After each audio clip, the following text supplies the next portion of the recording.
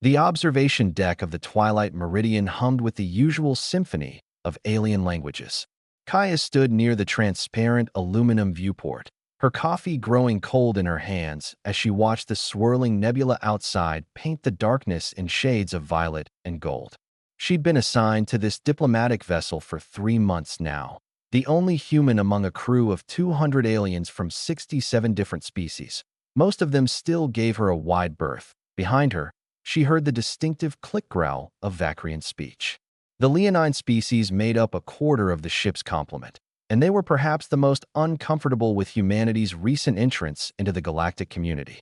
The Vacrians were apex predators on their homeworld, four-limbed hunters with retractable claws, serrated teeth, and a proud warrior culture spanning 12,000 years. Humans terrified them. Kaya had found this amusing at first.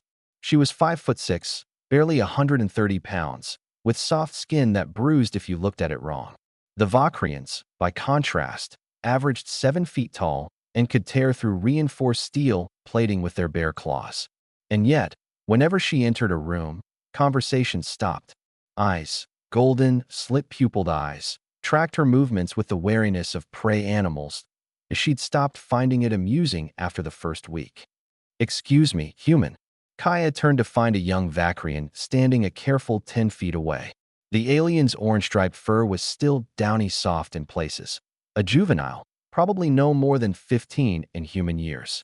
His claws were retracted, his posture submissive, but his tail lashed behind him in barely contained agitation. "Yes." Kaya kept her voice gentle, her posture open. She'd learned that much from the cultural briefings. "You are standing in my view of the nebula," the young Vacrian said, his translator rendering the words with a slight tremor. "I have been waiting for this viewing angle for 3 cycles." It was a lie, of course. The observation deck was massive, and there were dozens of identical viewports. But Kaya recognized a challenge when she heard one. A young predator testing boundaries, asserting dominance in the only way he dared with a human. She should have moved. The diplomatic thing to do was smile, apologize, and relocate. That's what her superiors would want. That's what would keep the fragile peace. Instead, something snapped. "Then wait 3 more cycles," Kaya said flatly. "I was here first." The observation deck went silent. Every alien conversation died mid-word. Kaya felt the weight of 100 stares, but she kept her eyes locked on the young Vacrian. His ears flattened against his skull. His lips peeled back, revealing rows of serrated teeth designed to tear through muscle and bone. A low growl built in his chest, a sound that bypassed rational thought and spoke directly to the primal parts of the human brain that remembered when humanity huddled in caves, afraid of the dark. "Did you just snarl at me?" Kaya asked, her voice dropping to something cold and hard. The Vacrian cub, Rex, she'd later learn his name was, took a step forward. His claws extended with audible clicks. "I am Rex, third-born of the Flameclaw Pride. You will show respect, Deathworlder." Deathworlder, the term the galaxy used for species from high-gravity, high-danger planets. Earth qualified in spades, a world where the atmosphere was mildly corrosive, the gravity crushed most species' bones, and the wildlife included apex predators that hunted in packs. But the term also carried another meaning. It meant monster. It meant thing that shouldn't exist. Kaya set down her coffee with deliberate care. She didn't break eye contact as she stepped toward Rex, closing the distance between them. The cub's growl intensified, but he didn't back away. Pride wouldn't let him, not in front of the entire observation deck. "Let me tell you something about my homeworld, Rex," Kaya said conversationally, still walking forward. "We have a predator there called a honey badger. It weighs maybe 30 pounds soaking wet. Do you know what it does when a lion threatens it?" She was 5 feet away now. Rex's growl had taken on a slightly uncertain quality. "It attacks," Kaya continued, "because the honey badger, this tiny, soft-skinned creature, has decided that it will not be prey. It has decided that anything that threatens it will regret the decision. Size difference be damned."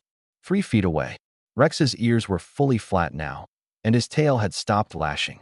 "Now, Rex, third-born of the Flameclaw Pride, I want you to think very carefully about what humanity is."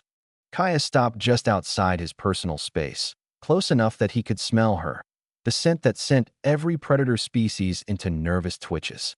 We evolved on a death world. We climbed our way to the top of the food chain despite having no claws, no fangs, no venom, no armor. Do you know how we did it? Rex's growl had died completely. His breathing was rapid, his pupils dilated. We made other predators go extinct, Kaya said softly. We hunted the things that hunted us until they existed only in our history books. We turned wolves into dogs. We made horses carry us. We looked at every apex predator on our planet and said no. Actually, we're the apex predator here. So when you snarl at me, Rex, what you're doing is showing teeth to a species that spent 50,000 years making examples of things with bigger teeth than yours. She leaned in slightly, and Rex actually whimpered, a high, puppyish sound that his translator didn't bother rendering. Now, Kaya said, her voice returning to its normal pleasant tone, I'm going to finish my coffee and enjoy this nebula. You're welcome to stand next to me and enjoy it too. I'm not going to hurt you, Rex. I'm not a monster. But I am done pretending to be harmless so that everyone else can feel comfortable. She turned her back on him, the ultimate display of dismissal, and returned to her original position. For a long moment, nothing happened. Then she heard soft footfalls as Rex moved to stand beside her, a respectful distance away. His claws were retracted. His posture was submissive. The nebula is beautiful, Rex said quietly. It is, Kaya agreed. They stood in silence for a while, human and Vacrian, watching the cosmic light show together.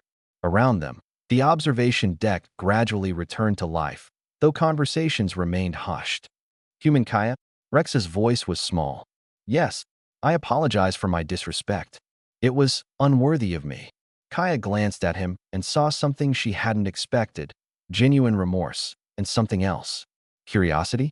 Respect. Apology accepted, she said. And Rex? You're braver than most of the adults on this ship. At least you were willing to talk to me. His ears perked up slightly. May I ask you something? Sure.